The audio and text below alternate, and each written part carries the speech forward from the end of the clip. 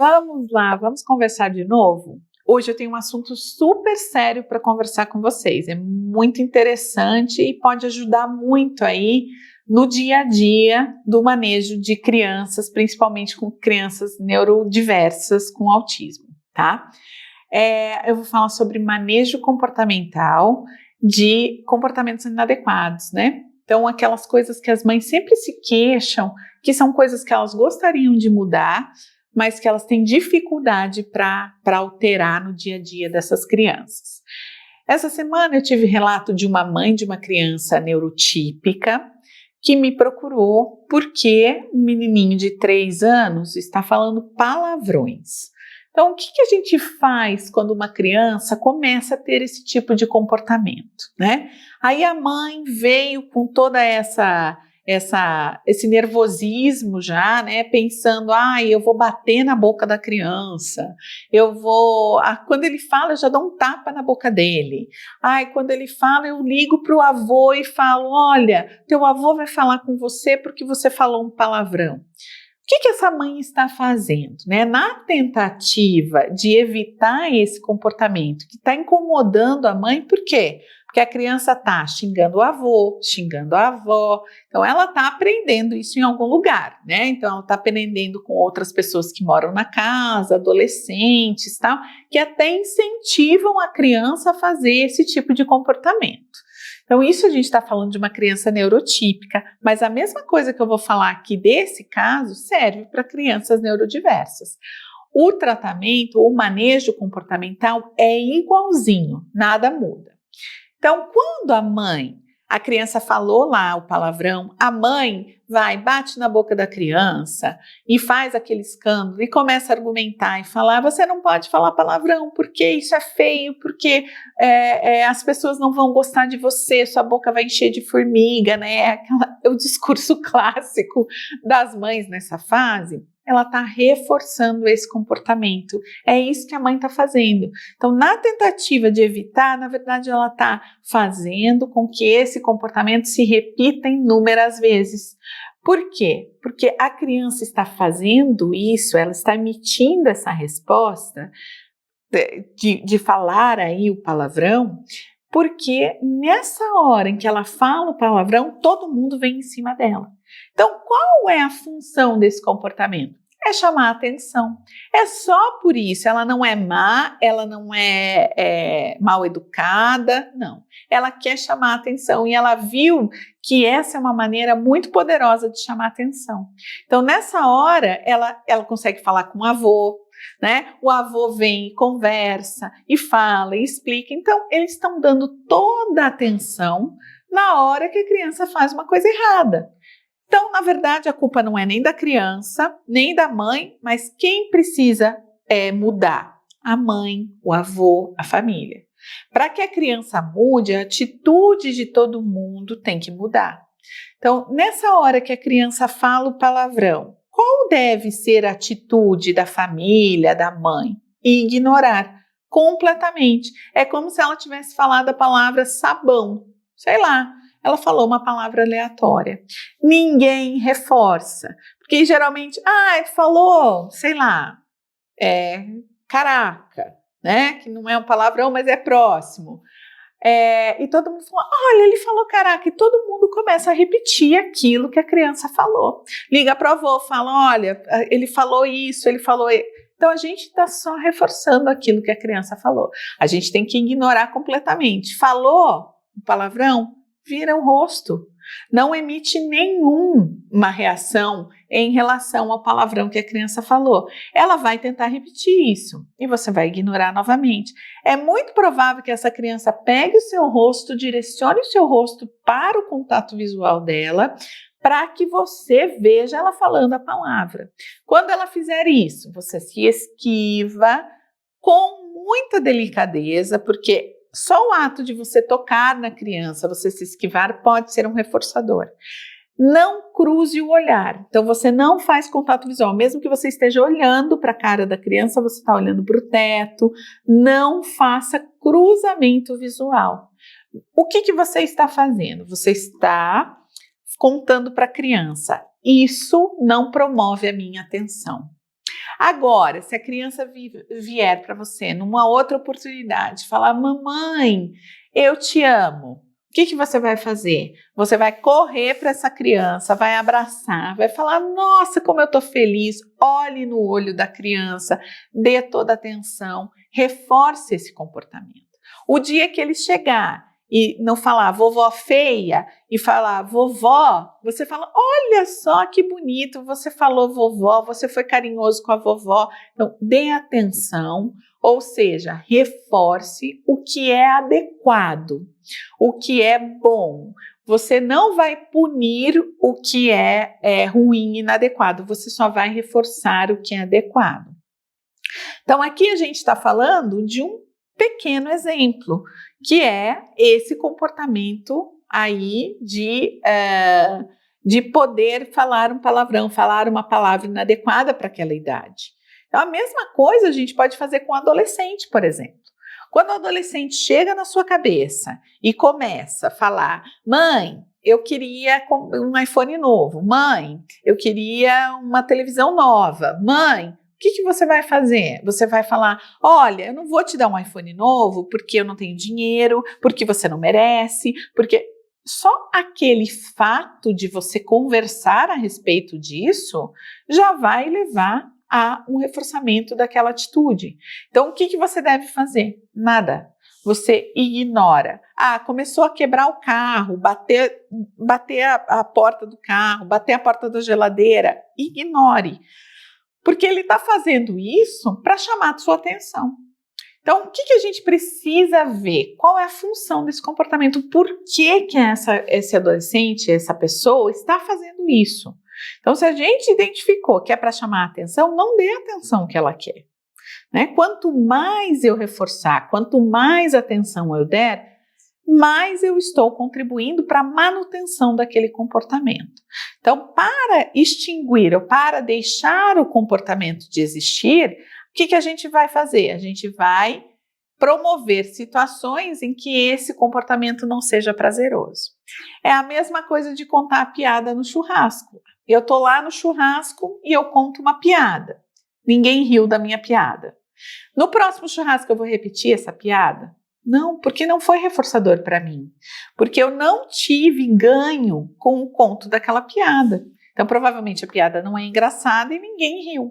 Agora, se eu conto a piada, todo mundo dá risada, é uma festa, qual é a chance de eu repetir essa piada no outro churrasco? É grande. Então, vejam só que o reforçador, ele é uma ferramenta poderosa para manter um comportamento, ou seja, aumentar a possibilidade de você repetir esse comportamento no futuro, ou então ele é uma ferramenta para extinguir esse comportamento. Então você vai diminuir a frequência desse comportamento e as chances dele ocorrer no futuro. A mesma coisa a gente vai fazer, gente, com comida, a gente vai fazer com bebida, a gente vai fazer com cigarro. Então, eu posso utilizar dessa modelagem comportamental para qualquer situação. Eu posso utilizar isso, por exemplo, para ajudar uma pessoa a fazer uma dieta. Então, a cada vez que a pessoa comer algo adequado, ou seja, comer uma maçã, comer uma alface, eu posso reforçar esse comportamento. Como que eu faço isso com o adulto? Sei lá, posso usar até recompensa financeira para que isso aconteça. Qual é o nosso maior reforçador, né, na vida? É dinheiro. Então, quanto mais eu for recompensado por determinada coisa, mais eu vou querer manter esse mesmo comportamento ou ter novamente essa mesma resposta. Então, fundamental que a gente entenda que determinados casos precisam de grandes recompensadores, precisam de grandes reforçadores. Então, dependendo do custo dessa tarefa, o reforçador vai ser algo mais forte ou vai ser algo mais singelo, como um reforçamento social, né? Como, por exemplo, muito bem, você foi bem, foi legal o que você fez, continue assim. Isso é um reforçamento social, é um reforçamento simples, né? Para alguns indivíduos funciona muito bem, mas para outros você precisa uma estratégia concreta para poder reforçar. Por exemplo, com adolescentes, a gente pode trabalhar com recompensa financeira, monetária. Olha, você foi bem, você tirou boas notas, vai ganhar R$ 5, por exemplo, né? É uma possibilidade, é uma barganha que a gente pode estabelecer, sim. Então, a gente não faz isso no trabalho? A gente não trabalha para ganhar dinheiro no final do mês ou a gente trabalha porque a gente tem vontade de trabalhar? Não é bem assim, né? Então, dependendo do custo da tarefa, o custo do reforçador ou a força do reforçador tem que ser concorrente com esse custo da tarefa. Então, se é um indivíduo, um adolescente que vai mal na escola, eu posso realmente usar um reforçador muito poderoso. Eu posso usar uma barganha muito forte. Eu só tenho que ter cuidado de não estar trocando coisas e sim estabelecendo comportamentos. Como que eu vou fazer isso? Aos poucos eu vou diminuindo esse reforçamento, né? Assim eu sei que eu estou construindo um comportamento. Ao passo que se eu for aumentando o reforçador, ou se eu tiver que aumentar esse reforçador cada vez mais, eu não estou construindo comportamento, eu estou fazendo uma barganha. Então a gente tem que ter bastante cuidado aí, tem que ter bastante sensibilidade e percepção para quando eu estiver negociando isso, aos poucos eu vou retirando esse reforçador ou vou diminuindo a frequência do reforçador, ou seja, o reforçador acontece por vezes, mas às vezes não. Às vezes é só um reforço social, mas de repente do nada você reforça novamente com dinheiro, digamos, com R$ 5. E de repente eu só digo, ó, foi muito legal, foi muito bom, a criança fica lá, o adolescente fica na expectativa. Então, o que isso está mostrando para ele? Ele vai ter que manter isso como comportamento, porque ele não sabe exatamente quando o reforçador financeiro, que é o que ele quer, vem. Então, eu estou estabelecendo isso como comportamento e não como troca apenas. Então, isso vai acontecer na vida de forma constante e frequente. Né? Por exemplo, se a gente, toda vez que a criança comer uma salada, a gente dá um brinquedinho. A gente está fazendo a mesma coisa que o fast food faz, só que com outra coisa, com a salada. Então, a gente está construindo um comportamento, uma hora vai chegar que eu não vou precisar mais dar o reforçador físico, o brinquedinho. Eu vou poder falar simplesmente, olha, que legal. Por quê? Porque como aconteceu lá no fast food, que hoje ele come o sanduíche sem ganhar o brinquedinho, a mesma coisa vai acontecer com a salada, a mesma coisa vai acontecer com a fruta, né? Como é importante esse reforçamento na infância. A construção de alimentação saudável se dá assim na infância, se dá para o reforçador. Caso contrário, é claro que a escolha ou a eleição do alimento sempre vai ser outra. Por quê? Por si só, o reforço palatável do próprio alimento, gorduroso, frito, tal, é melhor. Então a gente tem que concorrer no mesmo nível. A gente tem que trabalhar com reforçadores que vão de encontro a esse custo da tarefa que é comer a salada para uma criança acostumada a comer fritura, por exemplo. Então, dá para trabalhar? É muito fácil trabalhar. E você vê que essa modelagem comportamental, ela acontece em tantas instâncias do dia a dia e a gente vai trabalhando isso cada vez mais, acaba se tornando um hábito até para o próprio modelador, até para o próprio intervencionista aí. Quem faz essa modelagem, você mesmo se pega reforçando constantemente comportamentos adequados e ignorando constantemente comportamentos inadequados. Então, também é um exercício, é uma prática para quem está aplicando. Então, no começo a gente tem que se monitorar, tem que criar uma hipótese, tem que analisar a situação, mas aos poucos isso vai se tornando automático. E você vai vendo lá, se vendo preparando o lanche do seu filho e falando para ele enquanto você prepara o lanche, nossa, eu fico tão feliz cada vez que eu preparo o seu lanche, né? Porque eu mando muitas frutas e você come todas. Então você não está nem, na verdade, reforçando o que ele fez, você está reforçando o que ele vai ainda fazer. E isso acaba se tornando um hábito dentro da própria casa, né? Todo dia colocou a roupa, que bonito você está, nossa! E a criança já vem com aquela atitude de querer ser reforçada, né? Ela já vem, o meu filho pelo menos, ele vem já mostrando a roupa que ele pôs para você dizer que está combinando, que está lindo. Então, você se acostuma a reforçar, a criança costuma ser reforçada, então a chance de comportamentos inadequados é muito pequena. Eu vejo hoje que o Lucas, por exemplo, ele evita comportamentos inadequados. Quando ele faz algo que possivelmente ele já entende como algo que é inadequado, ele esconde, porque ele já sabe que ele não vai ser reforçado para aquilo e que a gente vai extinguir isso rapidamente. Então, por exemplo, esses dias estava brincando com fósforo. Eu não reforcei, eu não fui lá fazer um escândalo dizendo que ele estava brincando com fósforo, que ele ia pôr fogo na casa, porque isso ia ser uma alegria para ele. Ele ia dar risada, ele ia achar o máximo que a gente percebeu que ele estava brincando com fósforo no quintal. Então, esperamos ele concluir, ficamos olhando a atividade acontecer. Quando ele concluiu a atividade, aí eu fui lá e disse, olha, a partir de agora, quando você quiser o fósforo, você vai me pedir. Escondi o fósforo, que antes ficava ao alcance, escondi e falei, da próxima vez que você quiser brincar dessa mesma maneira, colocando fogo nas coisas, você me pede, que eu deixo você fazer isso. Então, isso já não se tornou mais tão interessante, né? Porque toda vez que ele quiser, ele pode pedir, eu vou deixar ele brincar. No dia seguinte, ele me pediu o fósforo, eu dei o fósforo, fiquei monitorando a atividade e ok. Então, aquilo que era para ser algo em que ele estava chamando atenção e que normalmente os pais fariam um escândalo e diriam, não, você não pode brincar com fogo, não.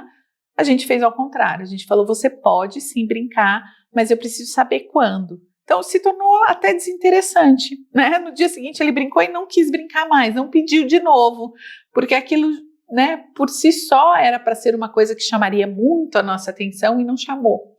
Então, a gente diminuiu a possibilidade de ocorrência disso.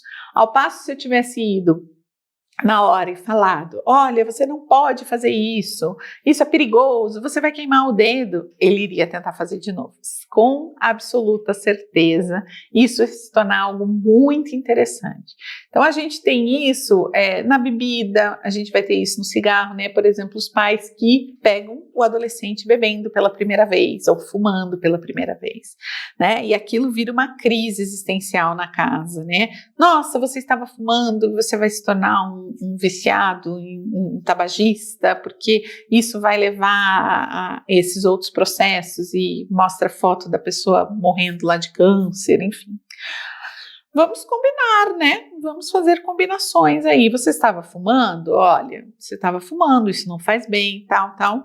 Você está proibido de fumar? Eu posso controlá-lo? Talvez não, né? Eu posso sim te mostrar quais são os caminhos, mas se esse comportamento foi estabelecido como uma maneira de chamar a atenção dos pais, com certeza esse comportamento não vai existir mais, porque ele não alcançou o seu objetivo.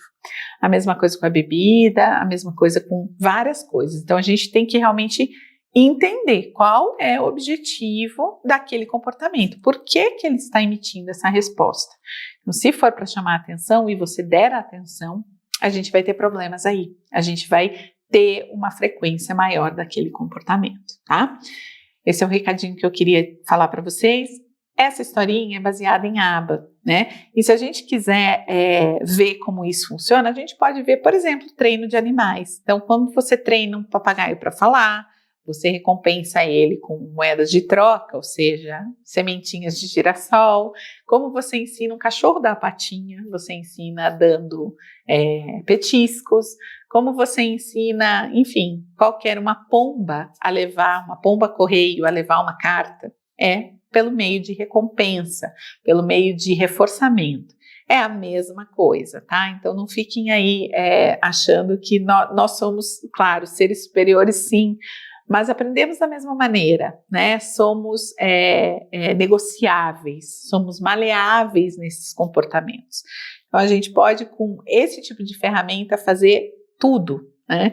Por isso que se capacitar entender como essas ferramentas baseadas em análise do comportamento funcionam, são fundamentais para você poder gerir os seus filhos neurodiversos, seus filhos com deficiência, com autismo ou outras deficiências intelectuais, mas também os seus filhos aí neurotípicos, né? Hoje a gente usou casos aí de crianças neurotípicas, então para a gente ver que funciona em ambos os universos, tá joia? Valeu, até a próxima!